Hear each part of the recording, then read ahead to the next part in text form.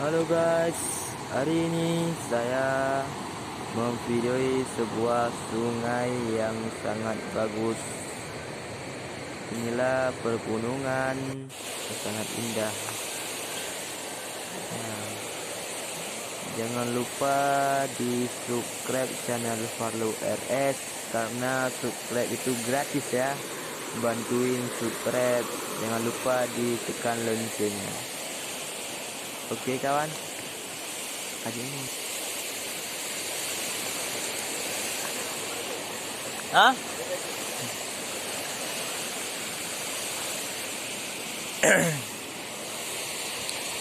Halo guys, ini cara menambahkan ikan di sungai kecil ya.